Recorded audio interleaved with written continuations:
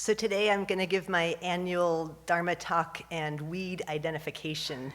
Identifying the afflictions and identifying weeds combination, because they're such a wonderful analogy. And there's a lot of weeds out there that we need to identify and pull. So recruiting help also. So there's many, many different categories of weeds. But the way I'm referring to weeds is kind of in terms of being very aggressive and dominating the natural diversity of our land, kind of things that really just take over and reduce any kind of diversity. And in a way, this is also how the afflictions work, that they completely take over our minds so that it becomes completely consumed with that afflictive state of arrogance, attachment, anger, whatever, and it pushes away and suppresses any kind of other perspective, or especially any kind of mental balance or virtuous mind state. And so the primary way that weeds get established is when the soil is disturbed, dug up, natural vegetation is removed, or the soil is degraded and becomes unhealthy. And in a way, the same thing applies to our mind. When the mind gets out of balance, our virtuous intentions decline, and the self-centered thought takes over. And so we're preparing, in that way, we're preparing the soil of our mind for the seeds of the afflictions to take over. And so I want to show some key weeds that I'm trying to tackle here at the Abbey property so that we can all be aware of them on subduing and removing them. So I think I've talked about a couple of these last year, but we've got a couple new ones. So this one, it's rush skeleton weed. It's really like Venerable Jigme is looking, it's really small and scraggly, and there's not much to it. It's called skeleton weed because it's like a skeleton. It's just very few leaves on it. There's not many of them growing. They're mostly in the Gotami area or up at the water tanks. But we've been told that you do not want this plant to get established. So this is the one I'm really trying to completely eradicate. When you're driving to Spokane, if you look on the highways, the sides of the roads, it's completely covered, and it can grow up to 5 feet tall. So it starts out kind of small and inconspicuous, but it can really take over. And it's hard to get rid of because when you pull it, the roots break off very easy, or it breaks off easy at the stem, and it encourages it to just spread out even further and then turn into a bigger, tangly mess. And so the affliction that I associated this one with is being stubborn and arrogant, that it starts out thinking that I'm right and that it's good, and it's so sneaky because it feels good, and on the surface, it's a good, positive thing. But it's really the mind of thinking that I'm better than others. And so that attitude can get really out of control and cause so much damage to relationships. And it becomes domineering, ignores others' perspectives, and we really lose our respect for others in our attempt to prove that we're better. And so the next one is, you guys are probably familiar with this one. This is the yellow or sweet clover. It's growing along, especially along Country Lane, but a lot of kind of the sides of our roads. Again, it kind of starts out small, but a couple years ago we were cutting down 5 foot tall, huge bushes where it grows kind of a whole hedge along the side of the road. And it starts out small, but it's very aggressive because it puts out so many different seeds. And really, can be quite aggressive and take over as well. And it's called alleliopathic, which means it produces a chemical that kind of kills other plants in the ground. So that's a way of, just kind of an aggressive technique where it kills all the other plants around it and just allows it to, again, become a complete kind of monoculture. It also has deep roots, which makes it hard to remove. So right now we're just trying to kind of cut it or mow it. But herbicide's really the most effective for both of these two, because that's what really gets to the root of things, just like realizing emptiness is what gets to the root of the afflictions. That's what we're trying to tackle with these two plants.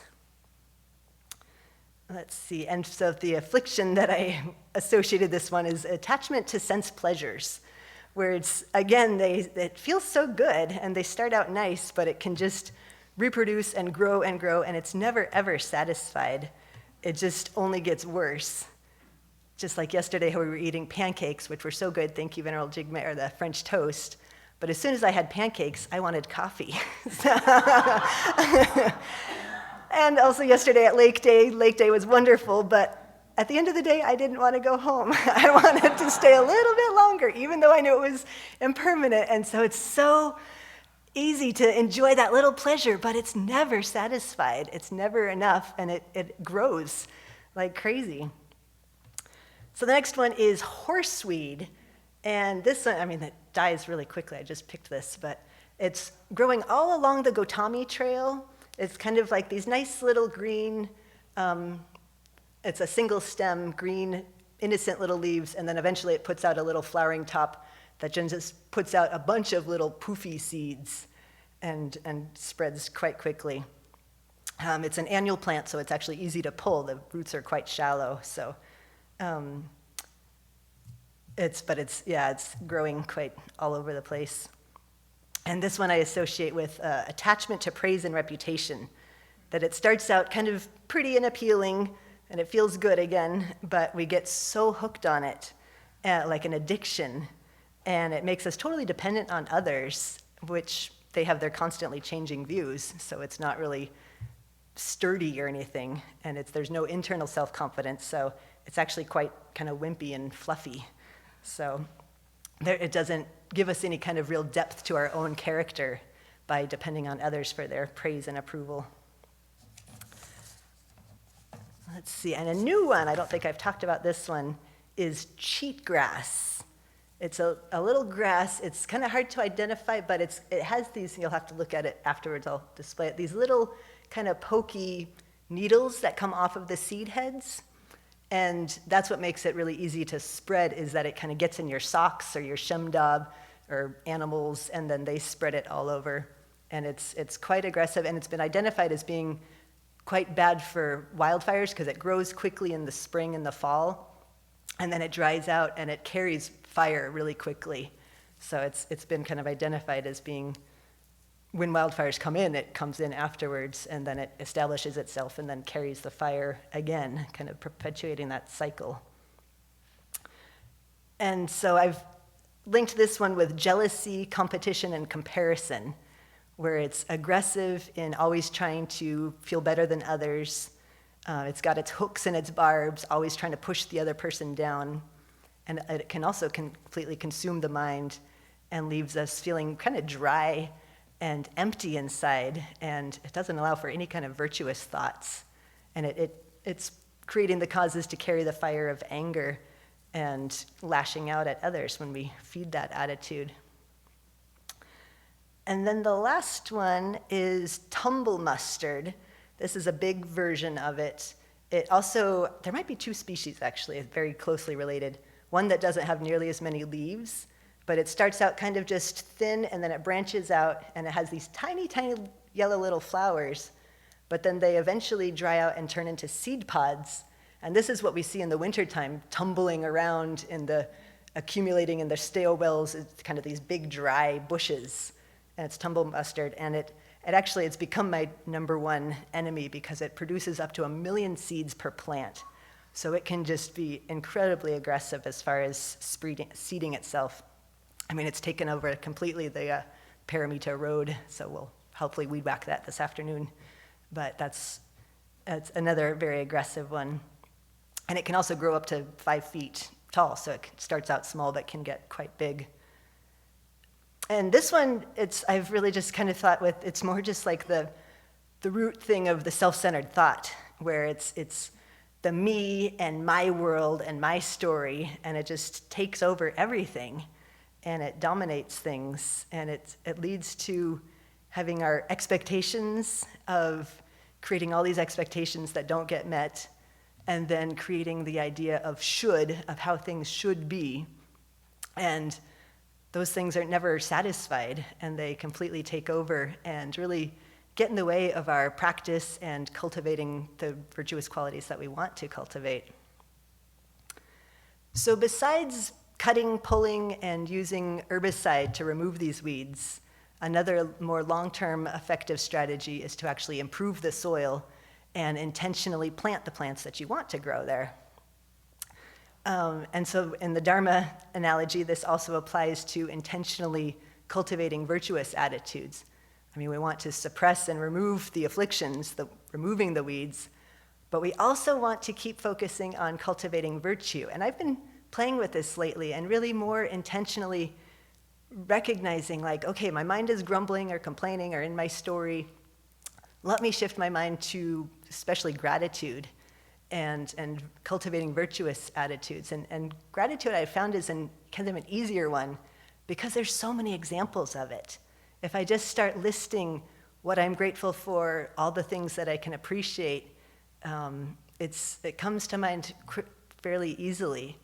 And then the more I get in that habit of doing that, I'm getting better at shifting my mind and like, oh yeah, okay, quit complaining, start thinking about cultivating gratitude and that attitude of gratitude and appreciation.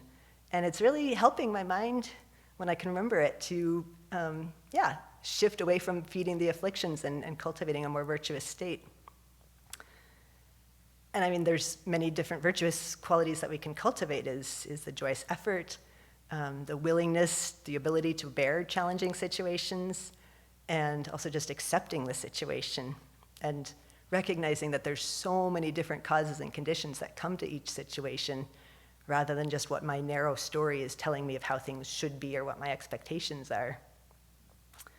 So I don't have any demos of the plants that I want to plant because they're rare, and I want to leave them in the forest so that they can grow, but I have a list of different flowers of aster, goldenrod, fireweed, Indian paintbrush, pearly everlasting. There are a lot of different wildflowers that we have on our property that would be wonderful to really propagate and encourage to grow in our different areas so that we can have more of a diversity and beauty in our land.